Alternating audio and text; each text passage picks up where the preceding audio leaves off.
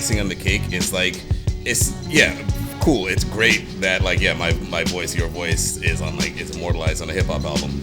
But this album is fucking dope too. Like, it's not so just good that we're on an album. We're on an album that's really, really good.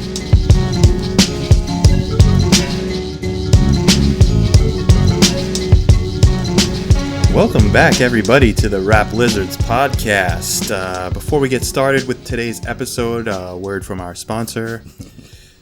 We've been getting great sponsors lately, guys. This week's episode is brought to you by gas station sunglasses. Sure, you may look like a creepy, weird old man, but they block the sun from your eyes, so who cares?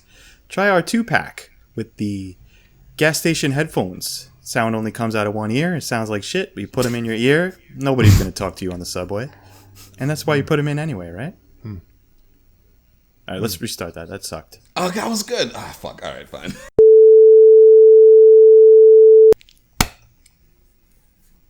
Welcome back, everybody. Before we get started on this week's theraplizards episode, just a word from our sponsor.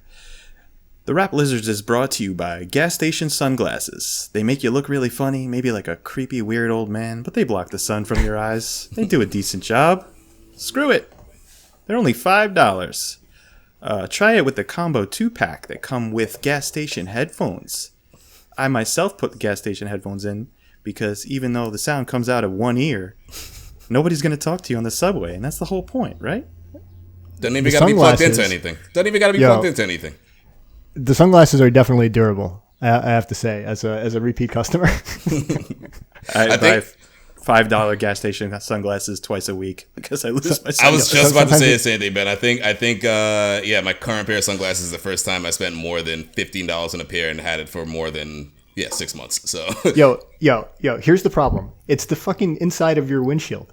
Like, why? Why does it get so scratched up? Each one of us, what do we have, like sawdust going on inside the car? Asbestos blowing around in there at high speed? How does it get so scratched up? It's like impossible to look at it. Gary, I think you hit the nail on the head with the asbestos. I mean, we're all products of 90s New York public schools, so yeah. We just carry that shit for life. Like, wherever we go, we just have a cloud of asbestos, and it happens to be in our cars too, so there you go. We bring it. Okay. We bring that shit. And by the way, to all our listeners, everything we just said, we didn't write. Every word that we just uttered was written by our sponsor, Gas Station Sunglasses. Okay, welcome back to the theraplizards podcast, the only show where two Jews and a Guyanese dude talk about hip-hop. The best fucking podcast in the world, hands down. Irrefutable scientific evidence has shown that we're better than everyone else. Everybody. It's good to see you guys. Good to see you. Super weird intro. I forgot to write out this week's commercial, so I kind of freestyled it. But what do you mean you forgot to write it out? I thought our sponsors took care of that. The sponsors did not give me a script. So what do we pay them for? Oh wait, they pay us. Monopoly money. Yeah. All right, guys. So this is a very special episode. We actually detoured from our route,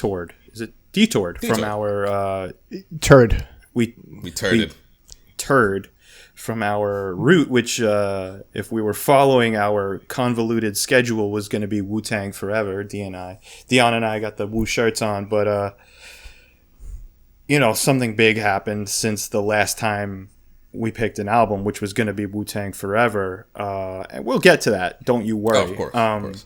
Can't not. And I think this is going to come out way before that in terms of timeline. I have a feeling this is going to drop next because of what we're about to talk about. But, we a few weeks ago at this point. When this album dropped? Dave? 2 Fridays ago.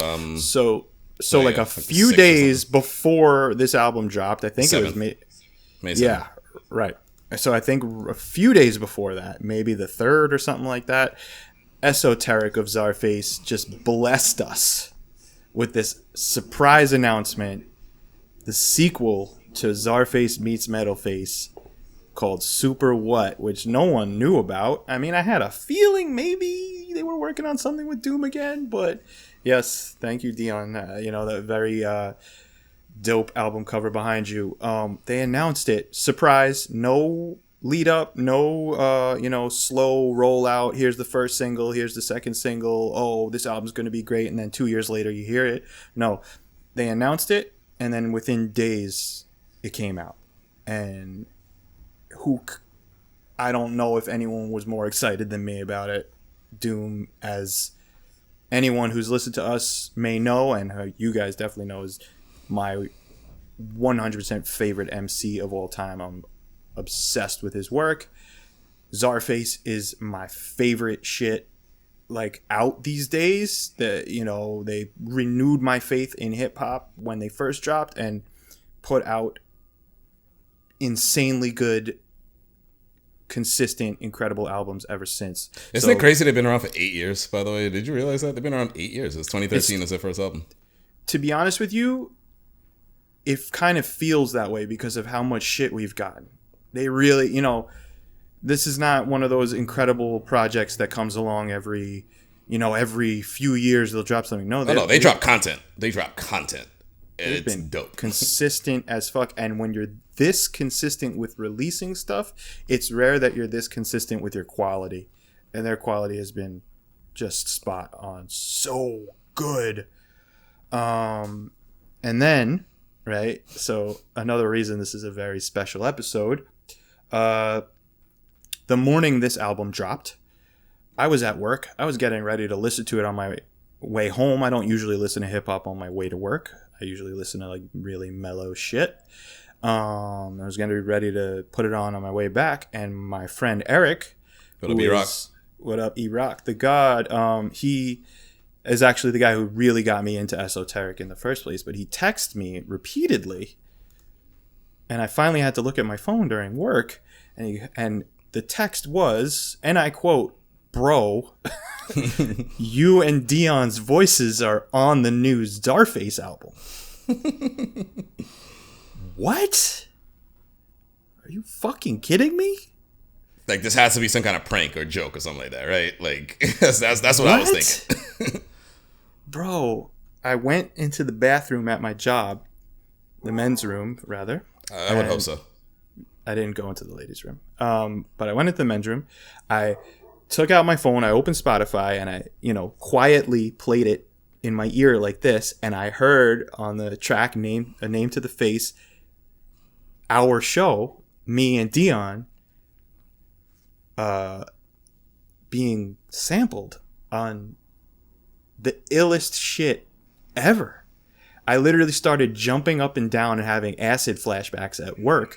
Literally, just like shaking, like ah, like this dude. We do this, right? We do this show out of love.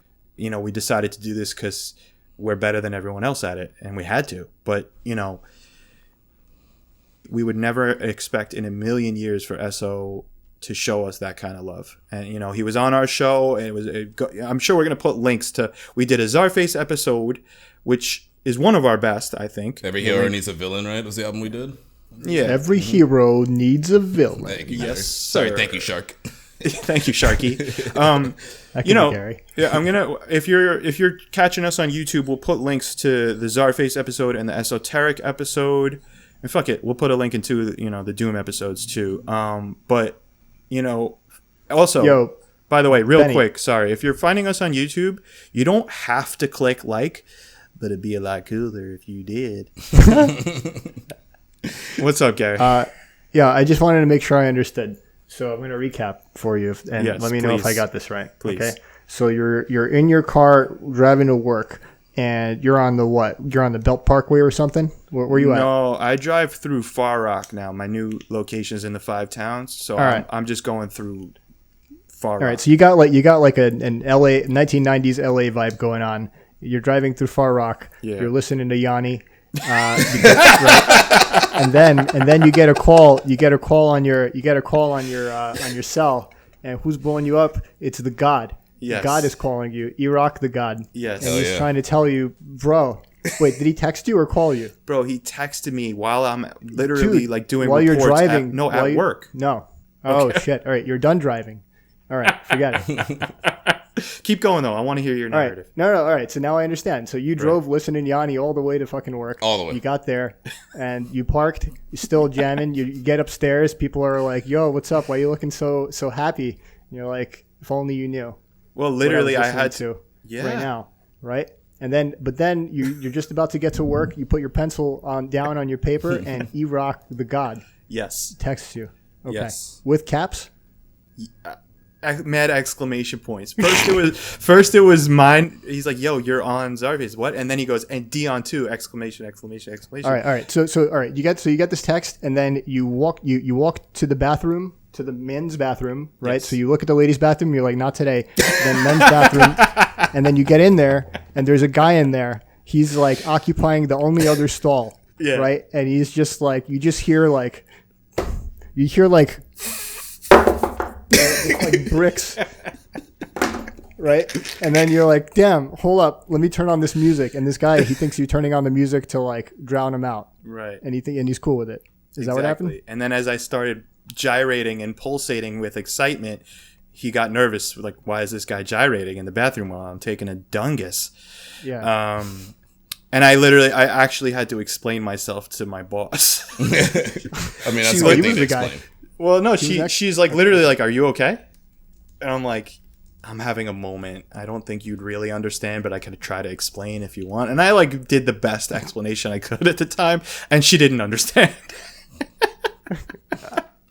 Anyway, that being said, Dion, I'm sure you'll have some stuff to say also about it, but it's basically the coolest thing ever, right? Like, we're gonna talk about the album very soon. I'll turn it over to D in a minute about this, but like, dear Esoteric, you did not have to do that.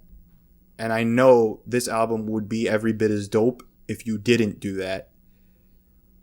But the fact that we are now immortalized on the same album as three of the illest MCs to ever grace the mic, and literally possibly the last Doom album that he ever recorded. Like, what the fuck? Thank you. The coolest fucking thing ever. I've listened to this album a lot in the past few weeks, and I still can't get over it. Every time I'm like, oh wait, right, what the fuck? And you know what it is too? Like the icing on the cake is like, it's cool. It's great that like my voice, your voice is immortalized on a hip hop album. But this album is fucking dope too. Like, it's not so just good that we're on an album. We're on an album that's really, really good, and that's where we're going to transition and actually start to talk about the actual album. Because forget us, forget the track that we're on. The track that we're on isn't even a song. It's a skit basically. Interlude. Which is dope in itself. But the music surrounding that interlude is just like, it's incredible. Like, it's as you said, Ben, it's not like they announced this like a year ahead and we had all this time to anticipate. We had a few days to anticipate. So like, I didn't like, it's not like I even had the opportunity to like get set up for like disappointment or anything like that. It's like no. They announced it. We thought it would be dope, and it was even better than I thought it would be. That's pretty much it. And that's kind of how all Czarface releases go to me. To be honest, like that order of things. Word, Gary, I gotta ask, man. Like, what went through your head when like the fucking group text started popping off? And B, thoughts on the album, man. Hit me with it. I know you're like the weirdest guy I know, and this is one of the weirdest albums I've heard in a while. So I gotta imagine it vibrated on your frequencies. But go ahead. Yeah, this album was like, it was so easy and fun to listen to. Maybe like, I don't know. I found it super accessible and fun. It sounded awesome. There are so many dope songs on this album. Yes, so many. Yeah, it has some classic songs and some, I don't know. I thought it was really funny and creative and, I don't know, fucking innovative. I sound like I'm like their dad. It's really cool. So maybe I feel a little bit. I do feel a little close to it because we were just, like you were saying, we were just we recently have done an episode about MF Doom's work and also Czarface, and also we spoke with Esoteric, which was really cool. So the fact that like they're continuing to release music and Doom just passed away, so they say, And anyway, I thought it was just crazy. It was so current and plugged into the current of the reality that we're living in, more so than most of the other projects that we've talked about, because, you know, we're talking about in some cases like music history back into like, you know, the root of the art form in the 80s. This is just super current. We're talking about like stuff that was on, you know, Disney Plus like 4 weeks ago. I don't know. It feels like like we're talking about like Mandalorian references and COVID. It's all about COVID. Like, dude, what about the line? Sorry to interrupt, Gary, but on that note, Czarface and Doom were pro-mask before Corona hit. Yep. What? Bro, right? Like, don't get me wrong. Every album that is going to be released for the next year or two is going to have COVID references, right? Like, how can you not, right? That every album that was released in 2001 had 9/11 references. It's the same type of thing. But that might be the illest COVID line ever spit. Yeah. Are you fucking kidding me? Czarface and Doom been pro-mask before Corona hit? What? And there's so many lines on this track, on this album that just like blew my mind. Like first of all, like behind the curtain, like we I can already tell this ain't gonna happen, but we originally meant this to be a little quick hitter episode of us to, you know, talk about the album. I still got like 5.5 pages of notes. I did a deep dive. I'm sorry. Yeah, I know I said I wouldn't, but I did. Yo, when we thought about making this a shorty, we thought this album is a shorty, right? It's not a long album, and it's fun to listen. Under to. a half hour. Right, it's a shorty that's fun to listen to. Well, you know, how much can we really go on and on about it? But actually, a lot. There's a lot here. There's a lot to say about this fucker, man. So for the first thing that I actually want to talk about that I guess I didn't realize at first, it was I picked up when I first started doing research. This is split into two different parts. The first 4 tracks are the Doom half, and tracks 5 through 10 are the Czar half. I'm curious, because I'm not this smart, to figure out what elements make the Doom half Doom, what elements make the Czar half Czar. Is this in the liner notes, D? It's actually in the it is. It's in the liner notes. It's on Wikipedia. It's all over. Could be production, maybe. So I thought about that, but like, yeah, I don't think Metal Fingers produced the first 4. I don't think so. I think Zarkis did all of it. So interesting. It's interesting. It's I'm curious to know, and this is an ongoing thing. Look, we're not here to solve problems. I call that mysterious and borderline sinister. For sure, man. Agreed. It's like just a little more fucking mystery to the enigma of Doom. I love that. I didn't know that there's a Doom half in it. But I'm gonna have to now examine it with my earballs and see what I find. But but they do, and they've done this before. Like the whole point is like, yeah, it's like the anti-hero versus the villain, right? And I don't know if they did this on purpose, but if you look at the cover, the typeface for Czarface, both of them are like big bold yellow typeface, right? The typeface for Czarface is like smooth yellow. The typeface for MF Doom has a little bit of brick on it. So like they're even differentiating themselves a little bit that way on the cover. I will say though, it is based. This is we're gonna nerd out a little bit. The cover was based on issue 216 of Daredevil from 1964. That cover, if you look at that cover, it's basically exactly the same. And on the YouTube version, I'll put it up as we're talking about this. But it's basically exactly the same. That issue is called "The Gale Is Back." So the word "Gale" is in that like smooth yellow typeface, and the word "back" is in that brick typeface, also yellow. Again, it's virtually identical. So I don't know if they just like mimic the original title or cover for that to do those two different things, or if they actually consciously like kept it that way to keep the sort of different separation between Doom and Czarface. I don't know. It could just be me nerding out. It could be me just like overthinking. But that's the thing about these guys. They overthink things too. And I mean that in the best way possible. They're nerds just like us. So I would not be shocked at all if this was a purpose, like an on-purpose decision that they made with the typeface. And look at what I'm talking about. Once we're done with this, check out the cover. You'll see exactly what I'm talking about. I will. Gary, how lucky are we that Professor Dion like literally does all the heavy lifting for us? I had no idea. Dude, I'm like the biggest. I'm a Dorcas Malorcas. I'm a huge comic book fan. I'm a Star Wars nutbag, and I had no idea. And of course, Dion knows. Thank you, Dion. Yeah. Thank you for making our show not just two nudniks talking about nonsense. Thank you. I love that word. Me too. It's a good word. a dope song? I mean, we got to cover some dope songs. Yeah, go for it. Please hit me with it. Mando Calrissian. Oh shit, this is a dope song. And in fact, like, I think that was my reaction to a lot of these songs. Oh shit, this is a dope song. So Esso's verse was actually it was probably my favorite, and that's like a first. I think this album made me a bigger Esso fan than I ever was. Esso, this might be the best he's ever spit. Oh my god, yeah. Like I'm a little hesitant to say. It's like did Esso actually? I think he might have had the overall best verses on this album. Like he's on an album that includes MF Doom, Inspector Deck, DMC, and Del the Funky Homo Sapien. I think Esso shined. I think Esso got he it. really did. Yo, so samples from this track that I love. So this is an Esso couple lines. He says, "Yo, I used to go Rambo.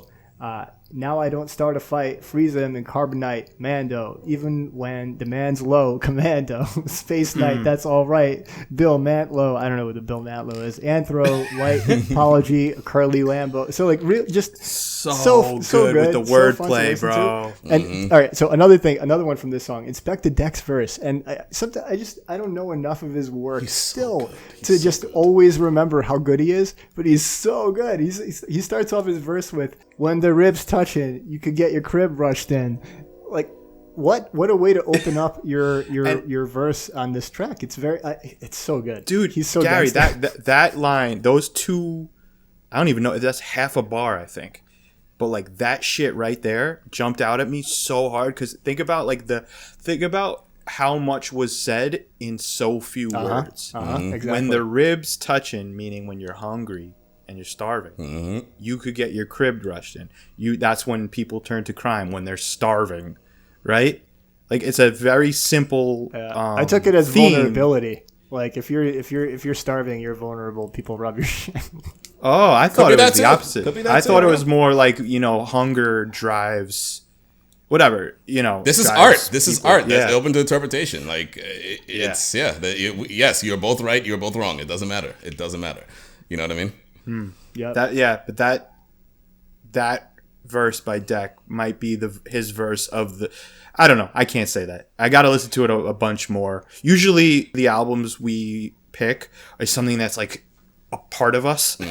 So like, I don't have fully formed thoughts yet about this album. Exactly. I've only listened to it 15 times. Yeah, right. Yo, I think my thoughts are full. They're fully formed. Here's another one. So So Strange, featuring God Forbid. That's a dope song.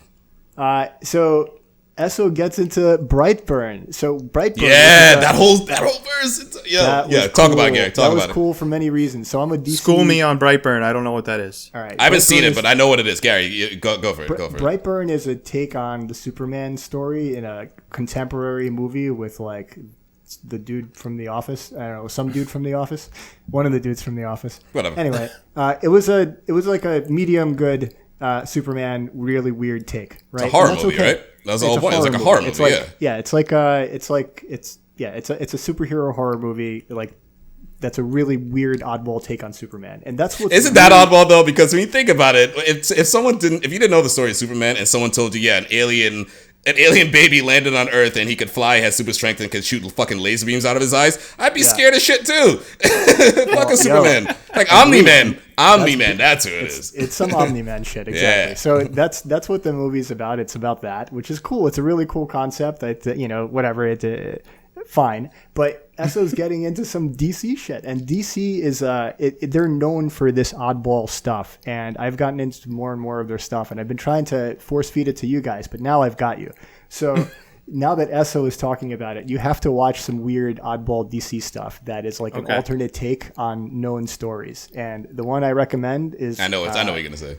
Superman Red Sun. Yep. That's the first one to start with. Anyway, I gotta check it out. Gary, about it. Briefly, the one where he lands in Russia. Yeah, I was gonna say. Yeah, we should let the audience know what it is. Yeah, it's a parallel universe DC comic books origin story, which they do all the time, and not all of them are good, but this one's good. Okay, word. Gary, it's funny you mentioned about Esso and Czarface in general talking about DC, because a lot of their stuff is Marvel and or Star Wars. Not Star Wars is comic book, but you know what I mean. Like those, I feel like they're two main sort of references. But then the song "This Is Canon" now, which is one of my favorite songs on the album. God. First of all, that's one of those like category songs, right? Like labels from GZA, and there's a few other songs, a few other albums we've done that have had songs like this. But that perfect example. Most of the references are great Marvel references, but then there's a couple of DC ones like peppered in there, just letting people know it's like, yo, I'm not a one track like person. I'm not a one track like a nerd. I encompass everything. It's in Esso's words, basically. Dude, but that is a dope song. That song, can I just say, again, I don't have any of the quotes in my head yet, but to write a 2-verse song all about robbing and fucking up superpowered beings from comic books. It's amazing. Yo, awesome. What the line where he said, I'm just paraphrasing here. I don't know the bar. D, maybe if you could pull it up while I'm fumbling with my thoughts. When he's talking about Thanos. Yeah. And he said he more or less said should have went for the dome in the way that Thanos in. Yeah, here it is. It goes, Thanos tried to take me out. He should have gone for the dome. That's a 5-finger discount for 6 stones. Listen. I didn't do it justice with the flow, but you get the point, dude. I think you did it justice. In Infinity War, when Thor gets Thanos in the chest, and he said you should have went for the head, and then does the snap, and then the 5-finger discount for the stones. Oh, there was more. There was more. So here's another one. Listen, man, I steal. I even robbed a Man of Steel. Last shot, I wanted cash. I just took a speed. So I was crazy fast when I jacked Groot for weed. So good. Yeah. Or even the last ones. Punisher ran his 9, Silver Surfer ran his shine, and dare I say Daredevil, I robbed his ass blind. It's like cheesy, but like it's great. I love it. You have to. Yeah. Bro, the only other song that is in this category was made by Doom, and it's a song that's very politically incorrect, but it's called Batty Boys on. Oh God. I'm not even going to talk about what it's about. It's about superheroes and him insulting superheroes in a certain way. Incredible song, very not appropriate. Yes, you're right, audience. You can go listen to that on your own if you want. But another dope thing that Esso did, and this is Canon now, he called out Kevin Feige. Called him out to do a Fantastic Four movie in the middle of a fucking rap verse. Like he said there better be a Reed Richards movie by the time this verse is done or something. Yeah, he threatened him. He borderline threatened him to get a Fantastic Four movie. I love it. Yeah, that can't be good. The Fantastic Four movie can't be good. Well, I think it actually, now that Feige has the reins, it's going to be excellent. But let's not get into that. Hold up. Who? So Disney finally, aka Marvel, finally has the rights to make Fantastic Four movies. So it's not going to be loaded horseshit. No, so it wasn't made by them before. It was made by like Russian oligarchs or something. Fox. Okay. Fox and then Disney. So got Russian the rights oligarchs. for Marvel. Yeah, it's a whole. Yeah, we could talk about business, but yeah.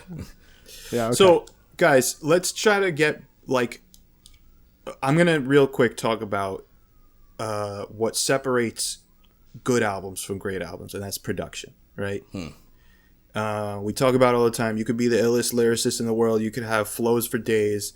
If the beats underneath you are subpar, the chances are your album's going to be forgettable.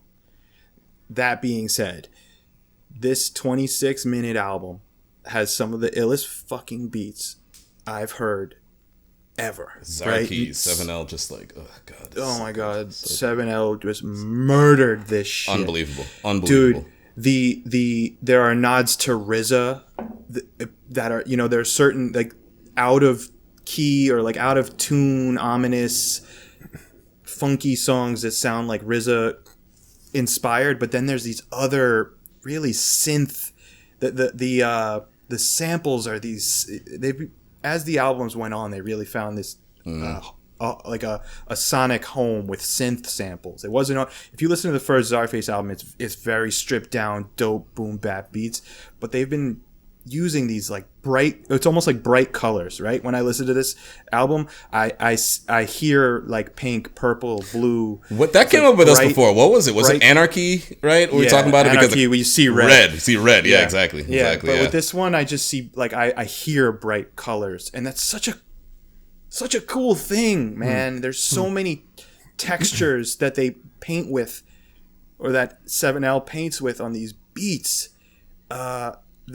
That's what yes, Doom is is on it. And yes, this might be the best SO we've ever heard. I listened to his whole catalog. AOTP also, and fucking Demigods also. I know Esoteric's work in and out. This might be the best I've ever heard him spit. That being said, the reason this album I think will last in my memory on top of all that is the production is so memorable. Each song is its own unique character, right? That's well put. Yeah. Each song has a personality all on its own, and that is the beats, not the verses. And not only that, to add to that, Ben, something I noticed, and I need to go back to see if 7L has done this on past Czarface projects, but there's a lot of just beat transitions within song. Mm-hmm. Almost every song switching on this track switches it up, and not only switches it up, but switches it up in such a natural way that like you obviously hear it, right? But it's fluid, but it also goes with the lyrics too sometimes, which is incredible. So a good example of this is on Zarwin's Theory of People Getting Loose, right? It's got this one moment where Esso goes like, Tyson Fury boxing, I'm prominent. Yo, I heard your crew is popping shit, but now not so often. Then he goes into the thing when he says the word. This is gonna be really specific, but when he goes into the words, yo, I heard your crew is popping shit. Right when he says popping shit, the beat switches from like a sort of more relaxed beat into a more like boom bap 90s type beat, and like the way he transitioned, it kind of created a moment that just feels like next level hip hop, right? And including the content, because the content is basically talking about stepping to someone on the streets. You know, like I heard your crew is popping shit, right? So like that moment in itself like just sticks out for me to me in this album of just like the continuous, just like the way they just transition and like sort of switch things up. It's like it's not just an isolated thing or decision that's just made. It's like, oh yeah, I'm just gonna switch. It's like no, it's all organic. It's all part of the plan, and it weaves in with the lyrics, with the content. It's just dope. It's just dope. And on that note, D, I think that's what we in our original Czarface album we were talking about. Collaboration a lot, like what separates an album that has beats, rhymes, and people kind of just mishmashed or versus a true collaboration. There's something to be said about your beat maker also being your actual producer, and the fact that production doesn't stop with the beat being made. Right? I'm sure the process of this wasn't just, okay, here's the beat and there's a transition here, so write your way into that. No, they worked on this and the sonic transitions and the way in which the music evolves with the tone of the song. That's all decisions being made in real time while they're producing it. And between 7L and Esoteric, that's the beauty of having your producer, right? Like not just being a beat maker, but actually producing the work. And I can't say whether it was 7 or SO who well, what exactly is Zarkeys 7L and Esoteric? Is that just what Zarkeys is? It's kind of I don't know exactly who's in the Zarkeys, but it's kind of like the Uma with Tribe. Yeah, exactly. That's exactly what it reminded me of. Was Tip and Alicia Heed and Jay Dilla. But at any rate, you're just not going to get production like that where like, okay, yeah, this like hot beat maker sent me a beat and I'm going to lay my verses down on it. You're not going to get that. You'll find production value of that level only in hip hop of its highest form. Like, for instance, To Pimp a Butterfly, you'll see shit like that all over it. But that's because people were intently producing that album because it is such a massive thing. You'll see that on Wu-Tang albums, especially when RZA was at the helm. You'll see that in Tribe albums because Tip, Shaheed, everyone was focused in on making the album a listening experience. But you're not going to get that on most shit. Most shit, people are going to throw a beat at you. You're going to lay your verse down and there it is. There's nothing wrong with that. There's nothing wrong with that either. Like that's all part of hip hop. But it's just when decisions like that are made on albums like this, it just makes it that much more special, and just that much more kind of unique. And also, things like that is why I'm thinking that like the cover thing, going back to the cover thing, why I do think that was, even though it was taken directly from an original comic book cover, I feel like like those little things are thought about. Like they it don't strike me as the type of people that just like have to make decisions on the fly and like just have to throw away things. So like, oh yeah, we'll put whatever works here. It's like no, they're gonna spend time thinking about like every little thing, especially for an album this short. It's just like, why the fuck not? Like why not perfect it?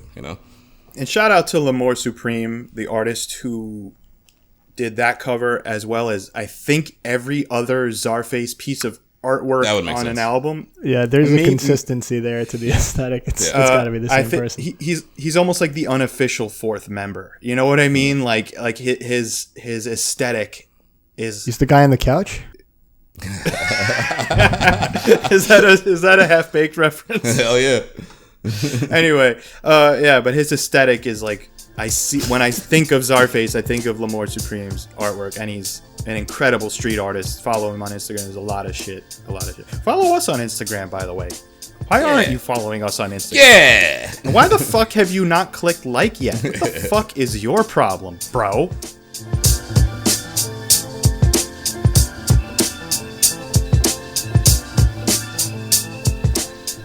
Anyway, so oh, go ahead, Ben. Go ahead. I had nothing. I was just transitioning from me berating our listeners. We talked earlier about how like one of the first things we talked about Czarface and how they release albums. Like they're not, like, as we said many times, like they're not the type of people that just like keep saying, okay, yeah, the shit's coming, blah blah blah, and then it never comes. They actually allude to it on the very first track as a line. Listen, all that coming soon shit, stop it. Your project's like a topic of discussion with my girl because I know you never drop it. Which is such a sick line, but it's also like, it's dope, but it's also like, you're looking at it and Czarface can never be accused of that, which is why they're why SO's confident in that line. Like no one can ever come back and say, oh, well, you're talking this shit, but you do the same things. Like no, it's actually the opposite. They drop a ton of shit, usually don't have any type of promo, or they have some promo, but like a little bit leading up to it. Like you said, in this case, it was like 3 days. And then boom, they got an album. You're not like waiting. They're not talking about in Hot 97. It's like, yeah, didn't they say they were gonna drop an album like back in 2016? And it's like, no. They said they're gonna do something. Not only will they do it, but they're gonna do it before you even know it's out. And that's great. I think that as a marketing thing, like if you're confident in your output, you should do it that way. I hate that. One of my biggest fucking pet peeves of any artist, but it happens so much in hip hop, right? This album coming soon. Okay, really? Thanks. I don't know, man. Like, yo, ELE2 was announced in 2014. Yep, there you go. 2014 is when we first heard. Yeah, but look, he explained, I think, in mixtape after mixtape over the years, that he had the shopping cart with the socks, right? The filthy socks that he hits people in the face with, and he's got the mixtape in there. He's got the tracks and the cassettes in the garbage can, or in the shopping cart, right? And he's ready to smack you in the face with them, and he's busy in the basement. Okay, right? But wait. In the end, go ahead. Sorry, that's very rare. That's very rare. Look, I could go on a Busta Rhymes rant forget it. Let's just shut it down. It's okay. I love your Busta Rhymes rants, but he's so good, dude. Cuban Links 2. I don't know what year it came out, but it was announced years before it came out, right? Mad Villainy 2, bro. Doom teased Mad Villainy 2 in 2011 in the interview he did on the Red Bull channel. It's such a good interview. Like one of the rare times you get to see Doom talking. But he's saying Mad Villainy 2 is right around the corner, bro. It should never dropped. So I'm just saying, rest in peace to the greatest ever. I love you, Doom. We miss you. But announcing projects, if you're not ready to hit the release button, what the fuck are you doing announcing it? Dude, I mean, I'm not going to get into my favorite into rap reasons, album ever made. Right here. Right here. Greatest rap album ever made. Top 5 albums of all time. They announced Liquid Swords 2 in I think 2008. Yo, here's the thing, Benny. I'm going to argue with you here. Okay, the thing, I think you and I have a slight difference in our philosophy on music and musicians, because I think that like the hard part for me is squaring the fact that these people are so talented and they're channeling something really special. And also, highly trained and skilled, have their 10,000 hours, whatever, with the fact that they're just mortal people. They've fucking died, drug overdose, turn into assholes, stop being creative, just like the rest of us. It's just like, it's we happen to have their music right now, and I don't know. I think that I can't. Yeah, I suffer from I find a point of friction when like it comes to thinking about them as more than people, even though they have such superhuman capabilities, like the artists that we whose work we talk about. You're so right, Gary. I sound like a petulant child. All I have, you just put the mirror in front of my face, and what I see is. Baby needs to change his diaper. Yeah, I was gonna say like we're the fans, and like yes, like we're the ones that buy it. But at the end of the day, like we're not them. It's not like we are their entire world. It's like there's some owe me. Don't they owe me everything. Don't they know who I am? I'm Benny fucking. I was about to say my last name, and I don't think I should do that. Hey, look. If the thing is, if you're a really successful and creative musician, that's like a lot of heroin money, right? So, all right, we're cutting this. I'm not surprised that a lot of times you don't get the releases on time because these are just people, man. That's like what would most people do with us? Just a lot of time and a lot of heroin money, right? Like they would just die and not release any more music. So like we're lucky to be getting this kind of shit, and it is exceptional that we're getting it in such style and quality and in an unexpected way. Right, I feel like this was like some people felt about the like the secret Beyonce album that got released out of the blue. That was a good album. Like, oh shit, you wake up, there's a new Beyonce album, Lemonade. Yes. Yeah, word. And it's also about relevancy too. It's about keeping it relevant because a lot of times, like to be relevant, like if you don't have an album that's coming out, the next best thing is saying, "Hey, an album is coming out. Stay tuned." And like in the meantime, you're gonna keep thinking about me. If they didn't make this announcement, you'll kind of forget about them, or at least that's kind of what they would think. Because at the end of the day, artists have egos. That comes with the territory. Like it's a fact. Right. I think it's just me, guys. I think I just. Oh, it's definitely just you. I feel like I feel like these artists owe me their work, and like that's pretty fucked up. Right. That's fucked up, man. You just have to assume you're not going to get anything, and then anything you get is a pleasant surprise. This was like you wake up in the morning, you get a Doom album. Words. Well, Czarface spoils me. I'll put it that way. I was going to say, to circle back to that, like if you look at their releases, so remember I said earlier their first album came out in 2013, right? Just 8 years ago. They released one in 2015, in 2016, in 2017, 2018, 2019, actually 3 in 2019. And now this Super What album in 2021. So, they back their shit up. Unlike a lot of artists, hip hop or not, like they, you don't see consistency like this. They've got work ethic, Yes. in addition to talent, right?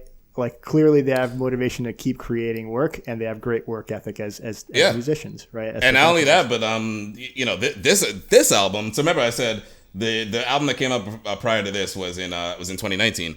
This album was supposed to come out. By the way. Yeah, so good. Sorry, go ahead. This album was actually supposed to come out last year in 2020. It was actually supposed to come out in April of 2020. I think Nate actually told us about that. But just because of COVID, they just wanted to sort of take a step back, put it on pause, focus on family and everything like that. And the plan was going to be to release it later, but they ended up taking more time to master it over the summer.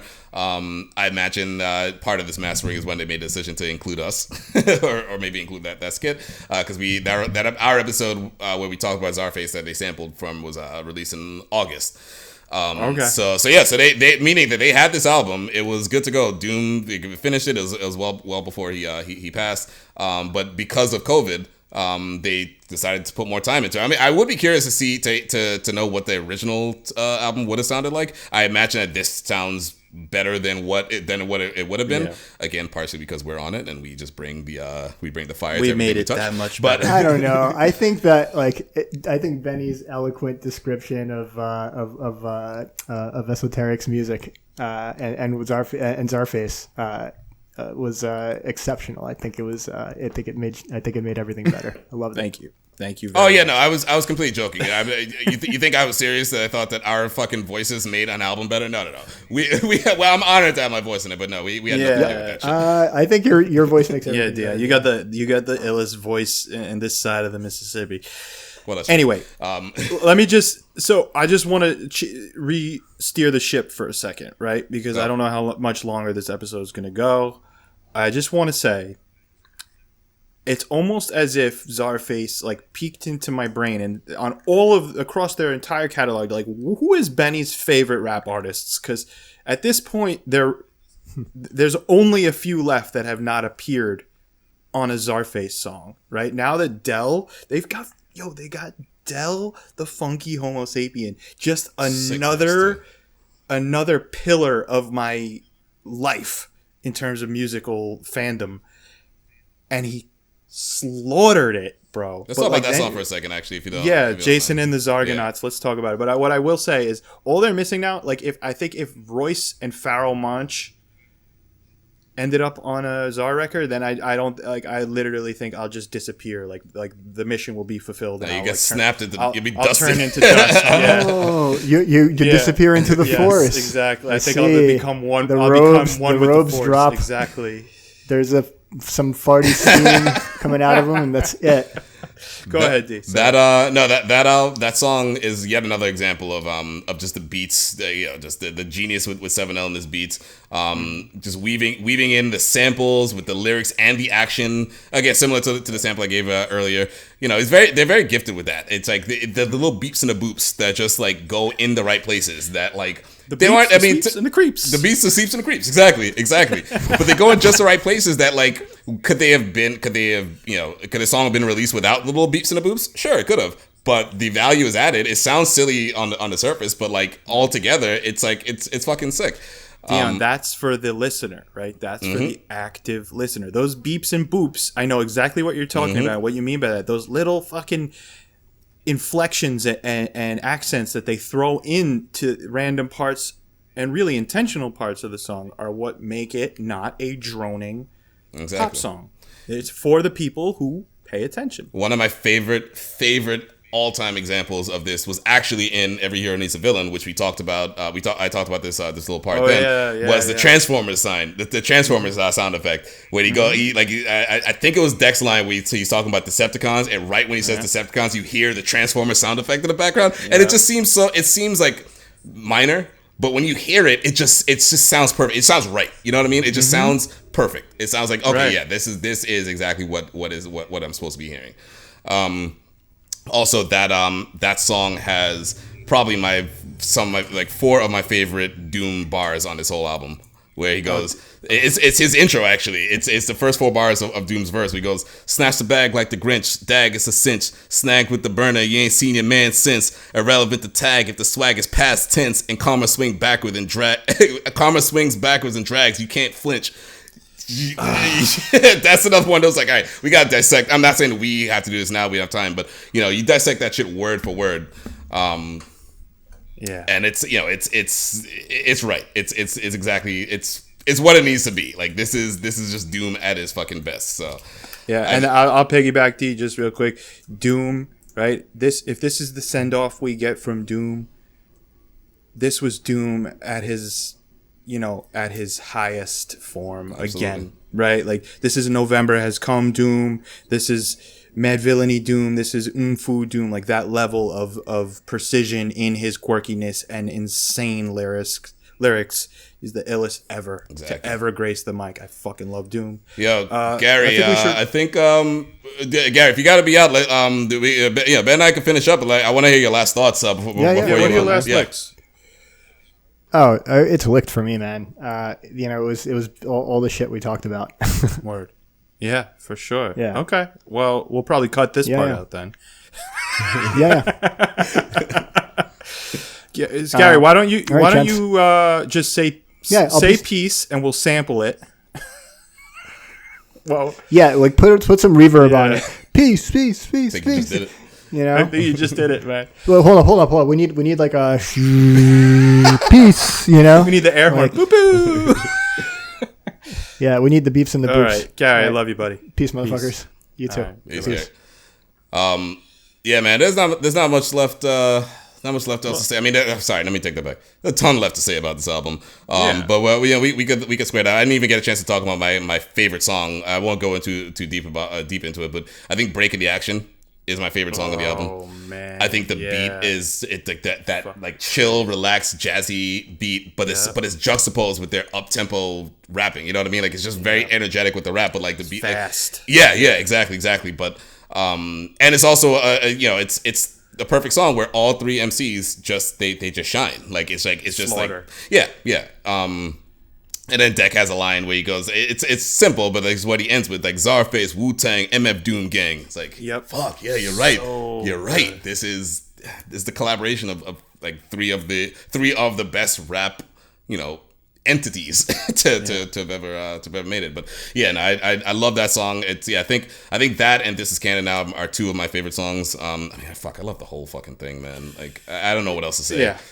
Dude, I'm just gonna. I'm with you, D. We could go on and on and on and on and on.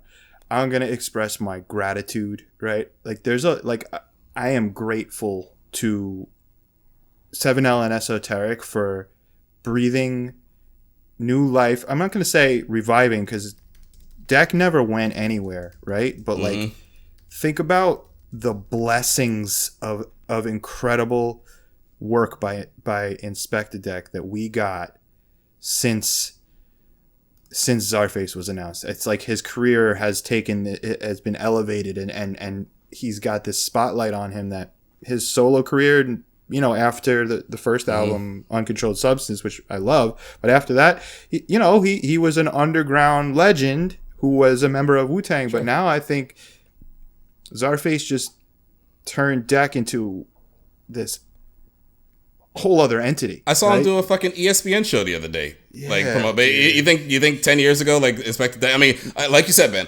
everyone respects Deck, like, and everyone recognizes that. Like, how many times I've heard people be like, "Yo, Deck's verse on Triumph, the greatest fucking rap verse ever." I've heard that so many times. But you're right. Like, he has my favorite member of Wu-Tang, man. He really is. But like 10 years ago, he wouldn't have been on Jalen Jacoby on ESPN. Like he was popping, but not like that. But now he's like, he's in. Like Joey Badass played him in a TV show. Find out he's not reprising the role season 2, which is interesting. But that's a whole nother thing. But it's like Czarface Deck isn't Wu-Tang Deck. That's the other thing, right?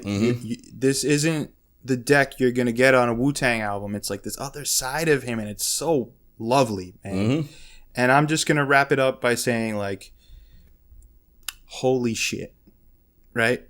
Like, in a time, right? We're coming out of, like, one of the worst times in modern history, right? Like, coronavirus, like, what, you know what I mean? This news dropped as the CDC is dropping its, restrictions. And I just feel like it's perfectly synchronized with like the world opening back up. Like, it's such a beautiful album, man. And yes, once again, like, dear Esoteric, thank you. Like, I ordered the vinyl and I don't even have a record player. I just put it on my wall. Like, is the coolest thing ever that we're on it. Like, I'll never get over that. It's the coolest fucking thing ever. And saying to me, like, I feel like I still haven't processed, the fact that, like, again, forget that, that my voice is on a hip hop album. It's not just that. It's the fact that, like, my voice is on a hip hop album with some of my favorite artists, and one of which one of my favorite artists has since passed, and this is the first posthumous release. And there's something to say. Like, it even gets me a little bit choked up. It's just like, my voice is on an album with MF Doom. Like, I can't, like, how can you make that up, bro? Like, and Deck and ESO and Dell and DMC and everyone that was also featured, like, incredible. Like, I'm not gonna say like, yo, we shared the stage and we got a verse or whatever. It's like, no, it's clearly not that. But but like, I'm honored. And one more piece of nerdy thing that I wanted to bring up, specifically you, Ben. The DMC song, the first song with DMC. Right. The King and I. The King and I, exactly. King and I, with like I. The line that you guys say, DMC in the place to be. Daryl makes comics just like Stan Lee. I thought that was just like a little throwaway line, like you just being cool. He's got his own comic. He's got his own comic book company called Daryl Makes Comics. Yep. Which he was on an episode of Comic Book Men, I think. That makes sense. That makes sense. Yeah. I had no idea. So like that's one of those things. Like, again, like why I'm glad. Like because remember we originally said we're just not gonna do research. We're just gonna pop on, just talk about it. But I'm glad I did my little deep dive research because that blew my mind. I did not realize that, and now I want to read some Daryl Makes Comics comic books. It's like isn't the DMC like the star? Like he made his own superhero, right? Like he's he is the protagonist, superpowered being, I believe. So dope, dude. Yo, Czarface, man. Like they're one of those things. Like every once in a while, something comes along, and it's just so fucking special, man. It's just such a special thing. It's like dude, Dion, right? Before we wrap it up, like how many times in the decades that we've known each other have I been like, yo, Inspector Deck, he's so slept on. He's the best part of Wu-Tang Clan. And, just like, before I put a microphone in my face, I was talking about Inspector Deck and how incredible he was. And I feel like now the world's catching up, and like, it's just such a special thing, this project. And the fact that like that one album turned into this ongoing, I pre-ordered the fucking graphic novel, by the way, this ongoing legend. Czarface is the fucking shit, man. And I love telling people about it too. People like some people have heard of him, some people haven't, and when they don't, I'm like, oh, you never heard of Czarface? Oh, well, let me tell you, Czarface is this, and this, and then people start to listen, and it's like I'm glad I'm the person that gets to pay that forward and tell people who they are. I will always be grateful to Eric for telling us about Czarface in the first place, in the first place, because now it's just like look where listening to Czarface has gotten us.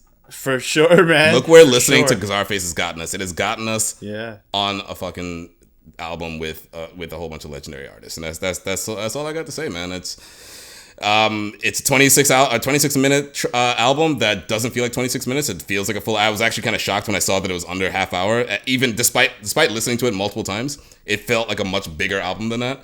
And that's to be said about the production value and the content and just like the way they produced this. It was perfect. I think this is. I'll venture to say this is a perfect album. I honestly see no flaws in this album. No flaws. And I'm not just saying that because it's a recency bias. I'm not just saying that because I know Esso's listening or that he came on our show. Like I would say this like in a vacuum too. This is a perfect album. It really is. 100%, dude. A perfect album can be defined as an album without flaws.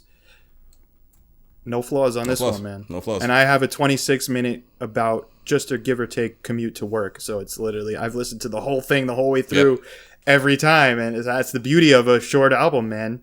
Exactly. Today's 26 minutes is yesterday's 72 minutes. That being said, I think we're going to wrap it up now. If you made it to the end of this, thank you. That's really cool. We appreciate it. Theraplizards.com is where you could find links to all streaming platforms and all of our previous episodes, plus some extra content, top 10 lists, things of that nature. Please check out our interview with Esoteric. If you're a Czarface fan, that's a interview for you to definitely check. It's it's an episode from our show and on YouTube. Click like, subscribe. For sure. We love you guys. And then I believe the next episode you guys are probably going to hear after this will be Tribe Called Quest, Beats, Rhymes, and Life. And Fugees, right? And then Fugees, yep. And then it should be Redman, Muddy Waters. So we got some albums coming out. And then after that, Wu-Tang Forever. So we got a roster coming up. We got some things coming down the pipe. Before we get out of here, just a couple of thank yous. First of all, thank you to our wonderful producer Nate and his brand new dog Luna.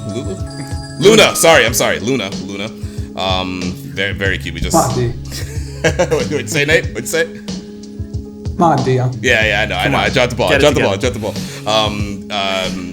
Thank you, Nate, for your continued work and help with us in all seriousness. We really can't. We couldn't have done all of this without you. At least not nearly as organized and everything as we would be. Thank you to Red Walrus, our boy Fred, for the interlude, intro, and outro music as usual, and thank you to Esoteric 7L and MF Doom and Inspector Deck for including us in your project, and even like just the little minuscule amount that you included us means the world to us. I know I speak for Ben as well. Yeah, thank you. And yeah, on that note, listen to Super What when you guys get a chance. Listen to Tribe Called Quest, Beats, Rhymes, and Life for the next episode, and we will see you then. Peace. Peace. Peace, peace, peace, peace.